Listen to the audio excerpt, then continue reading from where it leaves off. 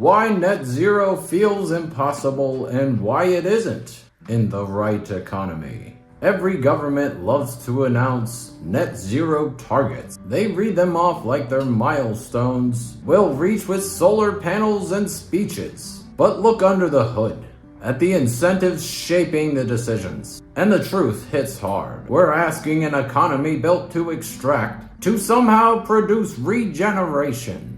Our lack of success is not because people don't care. It's because the incentives make caring a financially irrational choice. In today's world, if you own land, water, minerals, or forests, the logic is simple. Extract valuable resources now, hold the rest. Pocket the profit, clean up only if it's profitable, because nature is free to harm and expensive to repair. This is not ideology, it's arithmetic.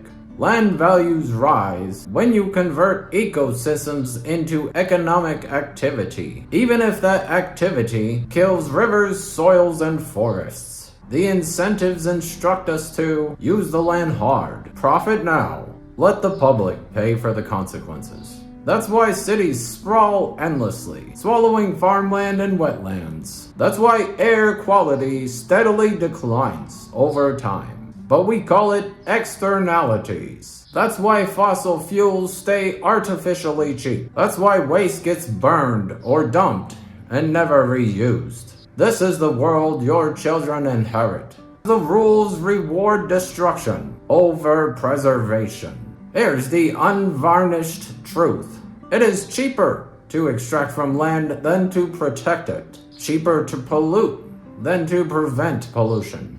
It's cheaper to sprawl than to build dense urban areas and walkable cities. It's cheaper to mine than to conserve. And it's cheaper to burn fossil fuels than invest in renewables. People respond rationally to incentives. Companies, governments, even you. Everyone acts according to what the system rewards. And the system currently rewards the opposite of net zero. So every pledge to cut emissions is just a gesture, while the real forces, finance, property rights, and short-term profits push us backward. Now, imagine a different economy, where land and natural resources, because no one made them, belong to the community. The value you create through labor, ideas, and production belong to you. This is not socialism or communism. This is free capitalism. This one shift rewires reality. In the system, destruction costs money. Damage the land, its public value falls. You pay. Polluting rivers, clear-cutting forests, or draining wetlands becomes directly unprofitable. When restoration earns money, healthier soils, clean water, and protected forests, they increase land value. Regenerating nature isn't a moral act anymore. It's a smart economic move. In this system, sprawling stops paying. Density becomes profitable. When land costs reflect its true value, empty parking lots, sprawling subdivisions, and abandoned industrial zones are expensive liabilities. Compact, walkable neighborhoods are the financially rational choice. This is when waste stops making sense. If degrading land hits the bottom line, linear disposal systems fail.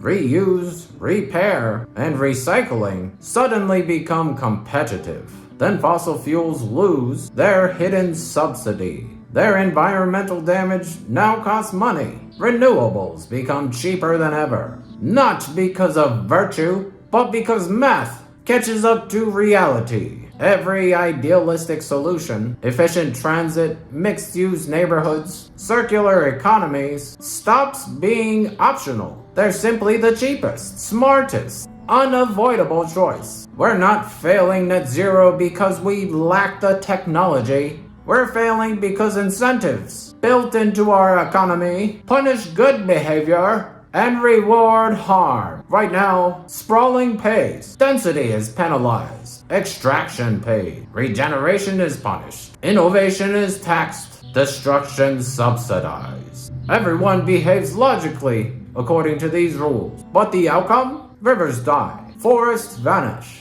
air quality falls, communities get priced out, and coastlines flood. A single land value tax flips the logic. Regeneration yields profit. Circular economies develop naturally. Efficient, dense cities generate more revenue and culture. Clean energy generates more value. Waste becomes expensive, and destruction loses its advantage. Net zero in this system is no longer a moonshot. It's the default trajectory of the market. Net zero feels impossible because we're trying to achieve it inside of a system designed to prevent it. Change the rulebook and incentives flip. Sustainability becomes profitable. Extraction becomes costly. Dense, resilient, regenerative economies are no longer moral appeals. They are rational moves. The raw truth here is concrete and unavoidable. Children inherit air they can breathe, water they can drink, and land they can farm. Only if the system stops paying to destroy it. This isn't about virtue, it's about arithmetic. This is a shift that time itself has been waiting to collect.